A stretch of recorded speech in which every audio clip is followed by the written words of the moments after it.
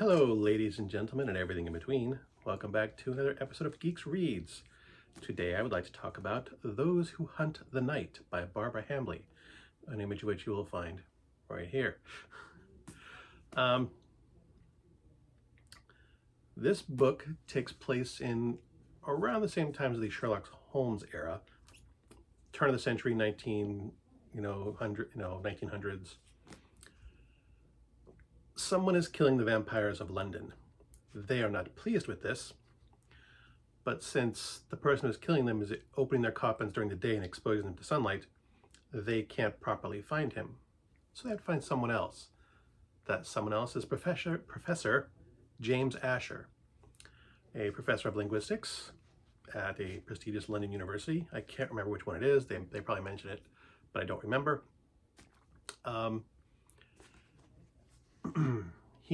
James Asher was approached by a very polite yet forceful request, leaving no doubt as what will happen if he refuses this request.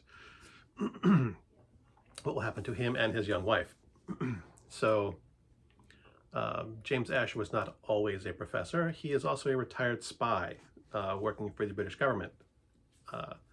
So he has unique skills that the vampires can make use of. Sorry, I had a piece of paper stuck in my book. It was annoying me. This book is slightly different from other vampire novels in that this is a murder mystery. The difference is that the vampires are the ones being murdered and they're the ones requesting help. So there's a bit of cat and mouse going on between James Asher and the vampires because he does not believe that he will be left alone once he solves this murder for them.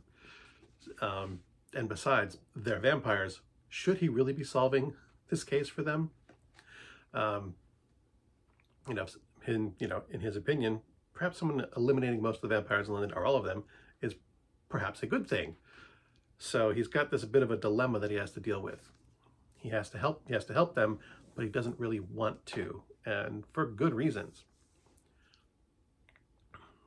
I like the character of James Asher. He retired. You find out why he retired from being a spy, but the brunt of it is that he just didn't like the person he eventually became. He was forced to not make connections with people. He couldn't make friends. He couldn't, I'm giving away a bit of it. I'm not going to give you the exact, he does go over the exact instance that causes him to realize he can't do this anymore, but he was a very good spy for a very long time. He is a good deal older than his wife. His wife is fun. She breaks the norms of Victorian era society. Is this a Victorian era? I'm not sure of the era types thing, but it's that, she is an intelligent woman who wanted to study in university and her father didn't want her to, blah, blah, blah. And unlike most men of his time, James treats her with respect and like an equal. So not very historically accurate as far as that goes, although historically there were people of that era, of all eras, which, embrace the equality of both sexes. So it's a bit, I've always liked it for that. I've always liked both the characters, James and his wife, as a couple. They complement each other well. His way of looking at things and her way of looking at things are very different. In spite of her character, she comes across as someone who can be very bubbly, but also she's a massive nerd. She loves to study weird stuff. So that's the kind of stuff she gets excited about, So she could be very, very feminine and very emotional and stuff, but it's about matter-of-fact nerdy stuff. So I liked her character, and I like James as well. Because of his past, he's more of a reserved character, but because he always felt he had to be as a spy. It's just become part of his nature. Another character that I've always loved in this book is Don Simon Isidro, the vampire who recruits James Asher, because he is unfailingly polite. You know, he is a man of his time. That time may have been 300 years ago, but, you know, he was a Spaniard in the 1300s or earlier, 1200s, something like that.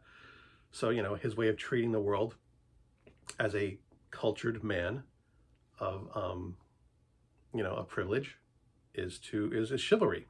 He grew up in the age of chivalry, and he holds to that very strictly. So, in spite of the fact that he can be brutally ruthless, he is also soft-spoken and polite about it.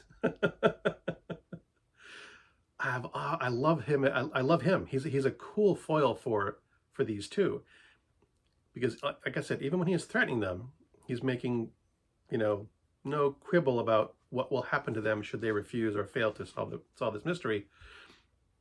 He is never rude. He is never crass. He is always very, very polite about it, and not in a condescending way. He actually is being polite. It is as much part of his nature as being an undead hunter. He hunts, you know, he must feed. He must also be polite. I've read this book a dozen times because I like it so much. I even recommended it for the book club. When we first started doing book club, this is one of the books I first recommended, and it did go over very well. Other people liked it too, and they agreed with a lot of my takes on it. You know, Don Simon is an interesting character, and so is James. We spend most of our time with those two. We don't spend as much time with James Asher's wife. So it is mostly those two. With the other characters, some of the other vampires we get to meet, some of the other characters we get to see. But it's mostly James, Don Simon, you know, and then revolve around that the other vampires, surviving vampires, and his wife. It's the major players. A couple other people. Yeah, this is a cool murder mystery. I mean, even if you don't particularly care for vampires and stuff, it is a murder mystery, and it's a good one. Well written one. I think it aged well. This book came out in 1988. You can see the can you? Pages are yellowed and stuff. I bought this book when it first came out. I read some of her other work before, so I was familiar with the author, and I liked her other stuff too. So I picked this up as soon as I saw it on the bookshelves. And man, of all the books I've read of hers, this one is probably my favorite. There are other. She did put a series out. There was a sequel, and I didn't realize there was other books after that. I thought it was just those two. But then it actually became like the James Asher series. There's like, I don't remember, there's at least 5 books. There might be more. And I did continue the series. I picked up like 2 other books. And they were good, but they didn't hit me quite as hard as this one. I didn't like them as much. They were still good, but not this good. And her other series of books I've read, there's one other book that I like almost as much as this one, and I'll probably do a review of that one in the future. First, I have to dig it out of the storage bins. But in case you can't tell, I would highly recommend this book. Definitely A+ in my opinion. If I wasn't in the middle of reading another book right now, I would probably just, after talking about it for a few minutes, just tear through it one more time because I like it that much. Take that for what it is. I'm a giant book nerd. As always, thank you for watching. If you like this video, seek help or torture yourself with my other crap. And until next time, good hunting.